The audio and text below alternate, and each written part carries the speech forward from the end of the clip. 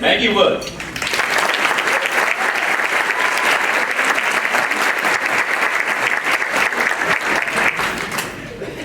As a member of my junior high Odyssey of the Mind team, we had to create a skit about a Goldberg machine completing a task. After briefly brainstorming, two distinct ideas emerged, and we then began deciding. And by deciding, I mean arguing, refusing to listen, and even going as far as putting our own teammates down. Finally, after a month of squabbling every Tuesday and Thursday after school, our coach had to interject and strongly suggest that we physically create a chart of the aspects we like in each idea. Eventually, we came to a consensus, incorporating the best of both, creating a skit better than the two original ideas. The concept of finding common ground to progress towards a goal isn't a foreign one. Emphasis was placed on it when we were growing up, either on teams, group projects, or deciding on a movie for family night. However, somewhere along the way, we seem to have abandoned this essential tool. Congressional approval ratings reached an historic low of 13% for 2013, according to Princeton.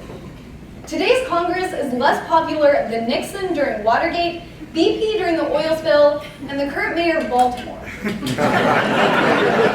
is the source of this discontent? We have lost the tendency to strive for common ground and instead gains a surge in ideological polarization. This undeniably true trend is not only unfair to the American people, destroying goodwill and friendships, but it is also a harmful toxin impeding the progress of our country. First, is it true that there is a rise of polarization in America? Polarization, in particular political polarization, refers to cases in which an individual stance on a given issue, policy, or person is likely to be strictly defined by their affiliation with a particular party, Democrat, Republican, or ideology, liberal, conservative. Specifically, the now concordant ideologies within the political parties. The parties used to be ideologically diverse. There is a mix of liberal and conservatives in each. However, liberals are now almost invariably aligned with Democrats, and conservatives with Republicans. The disparity of these groups has only grown with the swell of partisan news outlets, in contrast to the limited generic newscasts 50 years ago. At face value, the increase in diverse networks would seem to allow consumers to be more exposed and familiarized to different political points because of the accessible marketplace of ideas, and thus more tolerant and open-minded. However, instead, consumers gravitate towards politically compatible sources, reaffirming what they believe and rejecting those channels with opposing reasoning. Now that we have an understanding and the validity of the rise of polarization, we need to assess the fairness of our current system. Politicians elected into office often show more allegiance to the party they wear than the people they are elected to represent, ultimately neglecting and forgetting the real needs of the American people.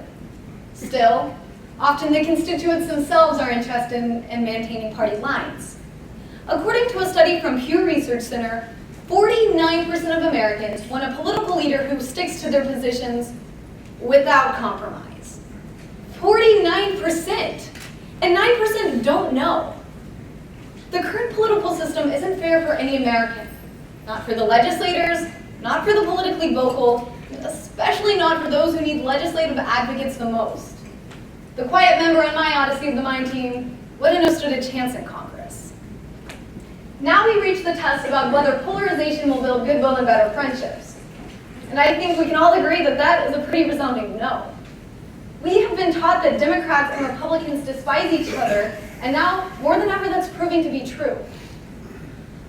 On a personal level, 30% of Republicans and 27% of Democrats said that they would be appalled if an immediate family member married someone from the opposing party. And even pettier than that is the 44% of Americans who admitted to unfriending someone on a social media site because they disagreed with what that person posted about politics. You see, any team requires basic mutual trust and respect, much of which is absent in the contemporary political scene.